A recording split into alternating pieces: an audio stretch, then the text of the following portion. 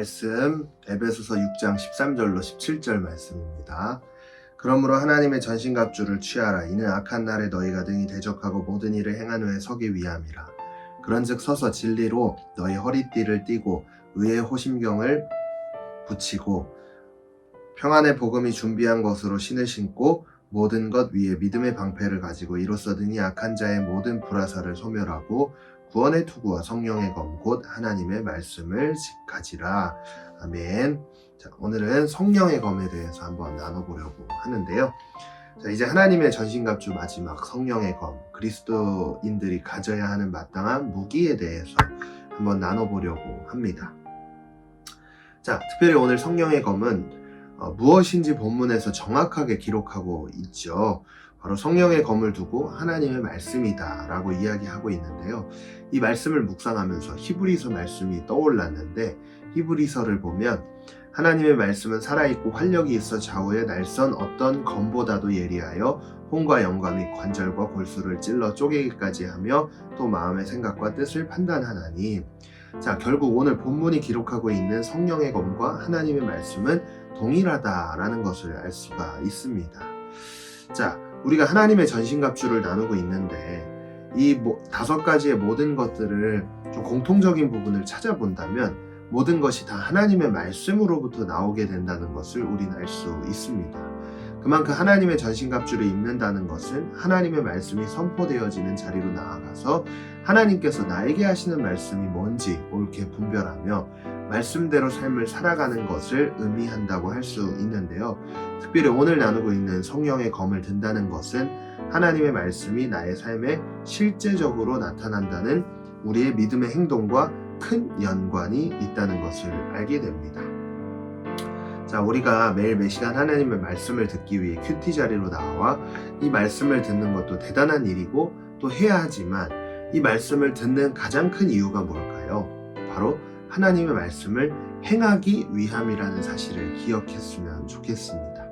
그렇게 될 때 사탄이 우리를 아무리 흔들려고 해도 우리는 흔들리지 않고요, 하나님의 뜻을 따라 온전한 삶을 살아간다는 것을 기억했으면 좋겠습니다.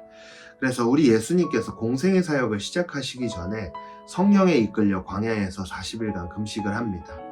그 힘든 금식 기간 사탄은 예수님을 찾아와 예수님을 시험하죠. 시험의 내용은 돌이 떡이 되게 하고 높은 곳에서 떨어져 보고 또 마지막으로 사탄 자신에게 엎드려 경배하라 이렇게 이야기하면서 예수님을 시험합니다. 그러나 예수님께서 이 사탄의 계략과 시험 앞에서 어떻게 하셨는지 마태복음은 이렇게 기록하는데요. 예수께서 대답하여 이르시되 기록되었을 때 사람이 떡으로만 살 것이 아니요 하나님의 입으로부터 나오는 모든 말씀으로 살 것이라 하였느니라 하시니. 자, 이 사건을 두고 대표적으로 예수님께서 성령의 검을 빼들고 사탄과 싸웠다고 우린 생각해 볼 수 있습니다.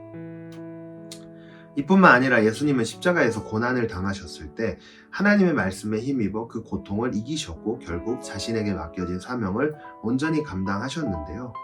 하나님의 말씀이 있었기 때문에 예수님은 온전히 그 일들을 행할 수 있었습니다.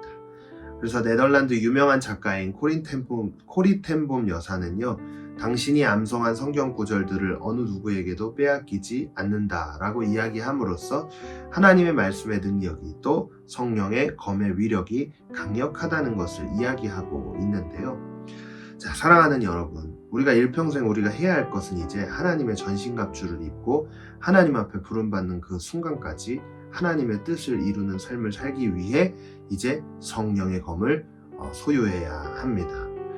단지 좋은 대학에 가서 좋은 스펙을 쌓고 좋은 직장에 들어가 이 땅에서 만족을 누리기에만 급급한 삶이 아니라 정말 치열한 영적인 전쟁 속에서 우리를 승리하게 만들어주는 하나님의 전신갑주, 하나님의 말씀을 듣고 묵상하고 행할 수 있게 되는 역사가 우리 공동체 가운데 있게 되기를 간절히 소망하며 이제 마지막으로 에베소서 6장 18절 말씀을 보면서 마치려고 하는데요. 모든 기도와 간구를 하되 항상 성령 안에서 기도하고 이를 위하여 깨어 구하기를 항상 힘쓰며 여러 성도를 위하여 구하라. 자, 오늘 추석 당일이죠. 그러나 오늘도 하나님 앞에 먼저 구별된 기도로 우리가 하나님의 전신갑주로 준비된 그리스도인이 되어 치열한 이 영적인 전쟁 가운데서 승리할 수 있는 은혜가 우리 모두에게 있기를 간절히 소망합니다. 함께 기도하겠습니다. 하나님, 오늘도 말씀 앞으로 나오게 하심에 감사를 드립니다.